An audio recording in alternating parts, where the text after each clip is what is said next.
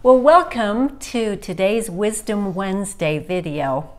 We have, I think, an interesting show for you today. A show. It's like a show. I mean, we can be a show. So a lot of people have been asking us questions, and we want to be sure to answer your questions. And so today, I call it Studio Q&A, and David calls it What's Up? What's Either one is fine with us. So, okay. Yeah, so let's get started. So David, being the expert that you are. Yeah, if I'm anything, I'll make up a. If I'm stumped, I'll make up an answer. No, he won't. He has been researching all of these things. Okay, so let's just start out. This just was asked me recently by a student. So why does my solder pop on the second side? So you've soldered the front, and then you turn it over, and you're soldering the second side, and you're getting these popping things. Why? Oh, well, this is an easy one. We noticed this originally when we first started out in stained glass, and very often we would be soldering on top of a piece of paper that was our pattern. So that led me to believe that what was happening is that as you would solder, there would be some carbon, and when you turned your window over, that carbon would be burning slightly and giving off little bubbles, and that would release into your melted solder. I think I've refined my my answer to that over the years, and what I notice is that first of all, when you put your liquid flux on and you solder on the top side, whenever you have carbon formed bubbles, or when your flux is boiling off, the bubbles can go either direction. They can go up through or they can go down, and so you don't notice that that's happening because they don't pop. But when you turn it over, they can only go up through the melted solder. They can't go down anymore because that's a solid surface.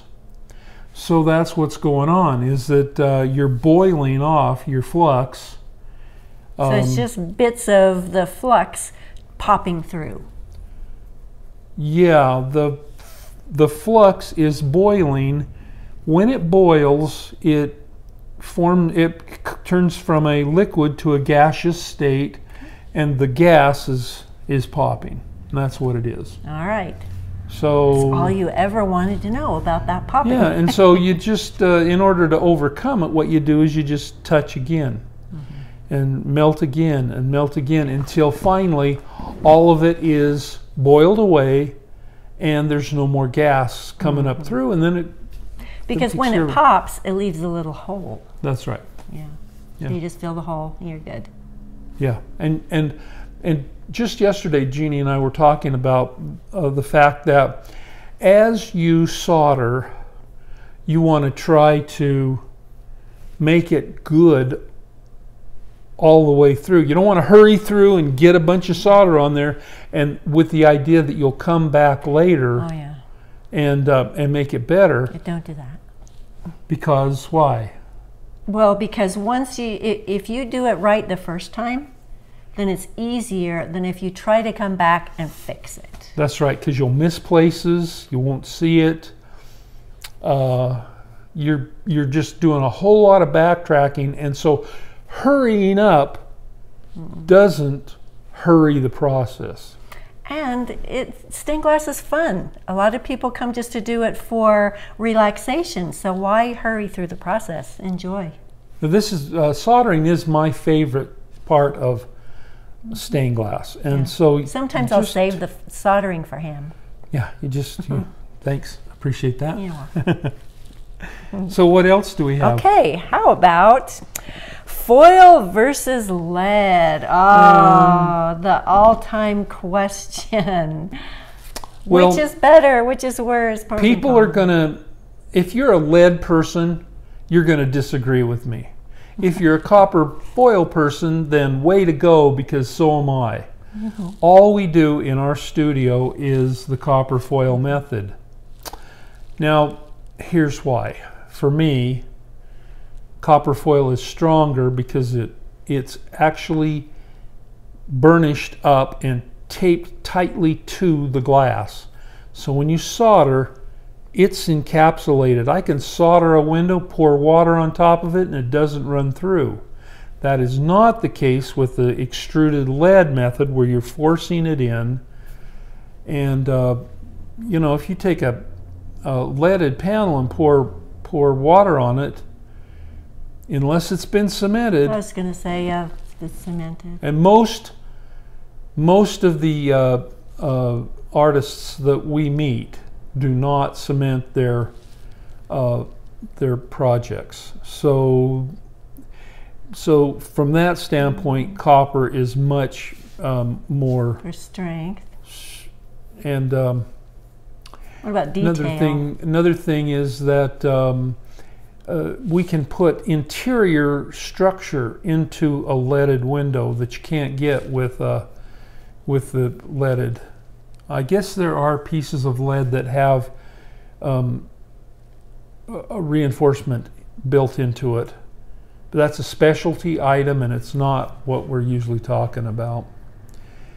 Also, and even leaded artists who want to get really fine detail in a particular window may put copper foil in a specific place in their window, and so that they can get more detail.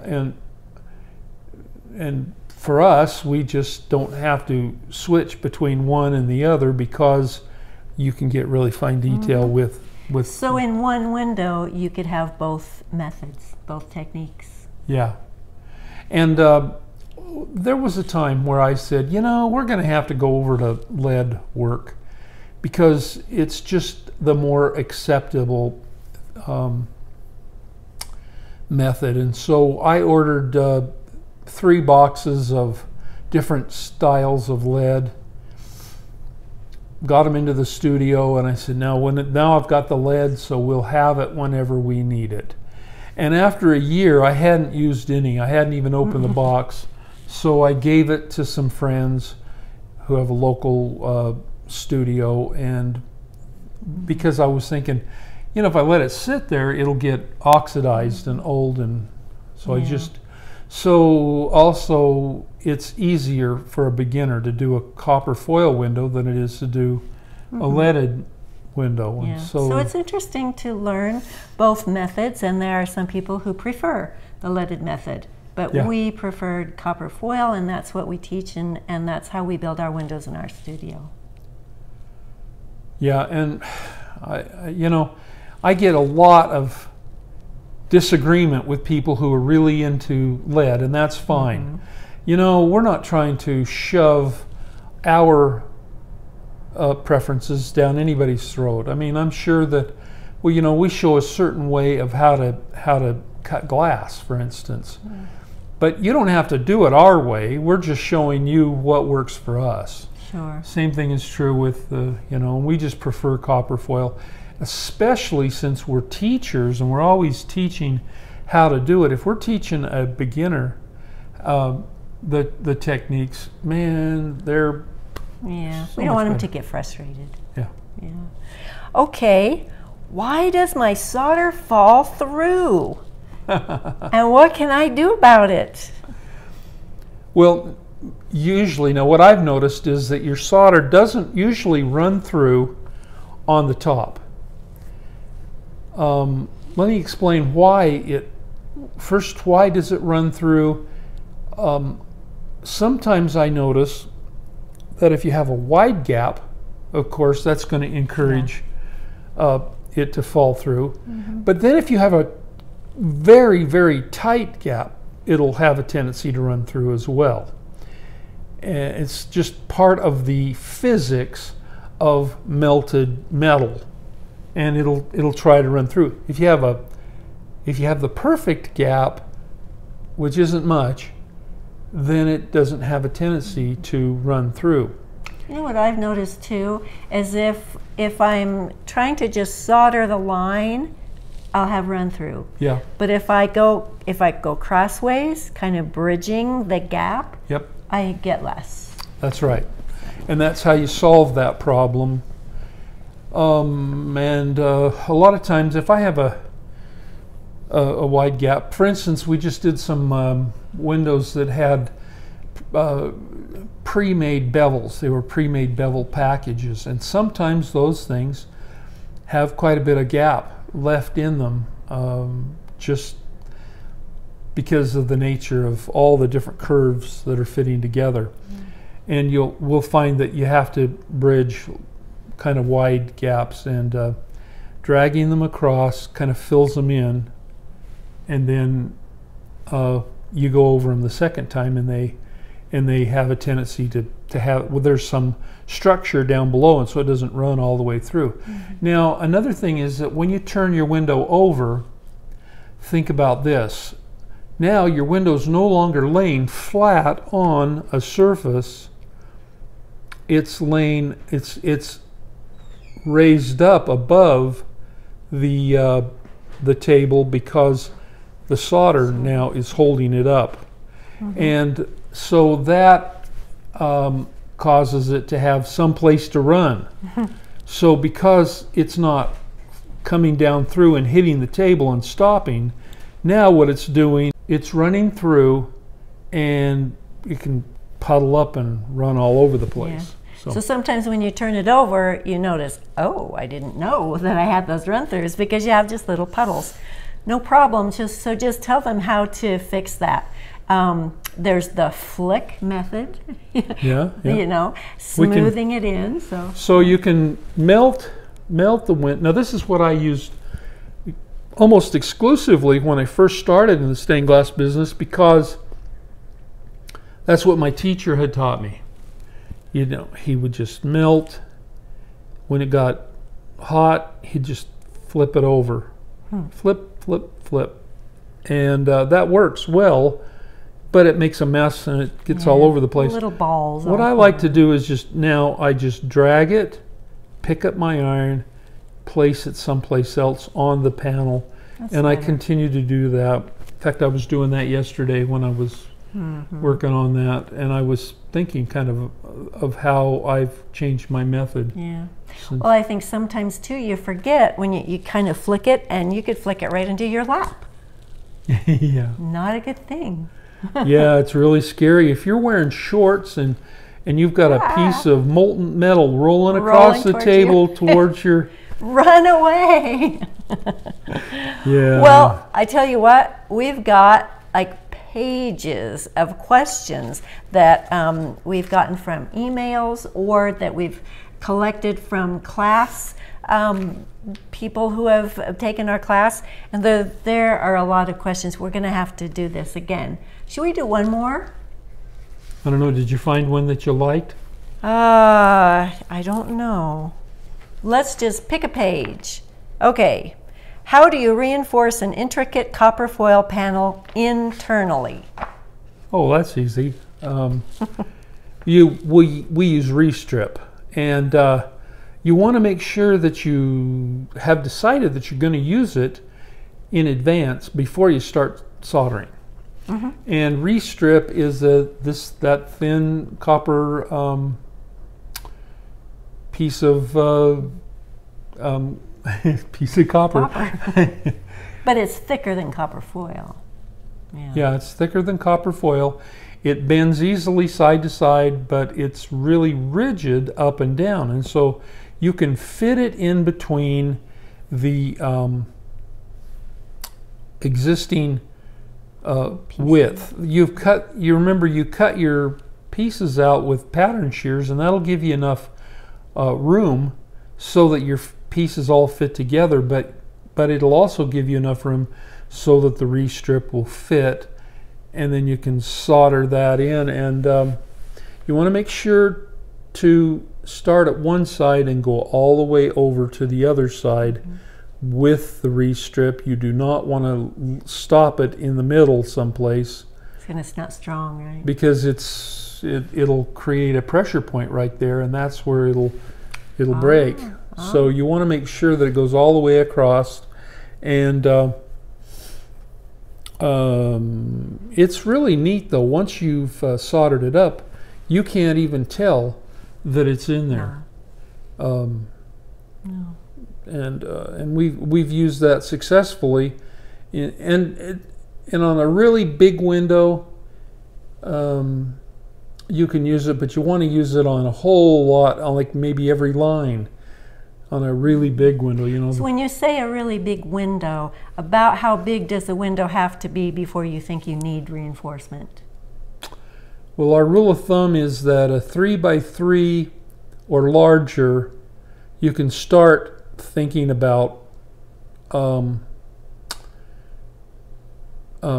reinforcement, a 3 foot by 3 foot. If it gets beyond that by a foot, if you hit 4 foot by 4 foot, then you need to have reinforcement.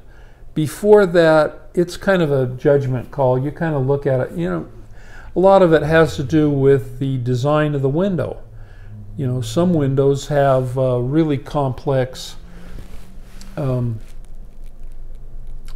interlocking pieces, and so they already provide a lot of strength. I see. And then if you have a window that has many pieces that are going the same direction, why then there's kind of I call it an accordion effect, and they'll fold up on you. And so that's when you really have to have something going at cross purposes so that it'll keep it from folding up. Right. Yeah. Okay. Well, if this has been beneficial to you, we've got a lot more questions here. Or if you have some questions that you would like answered as you do your own stained glass work, we're happy to find out the answer if we don't know it.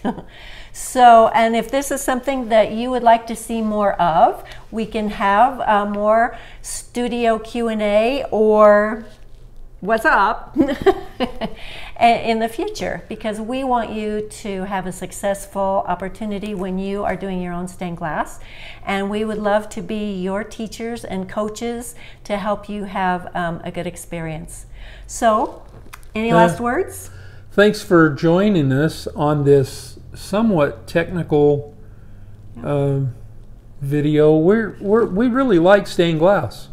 We want you to be successful, whether you buy it, whether you make it yourself.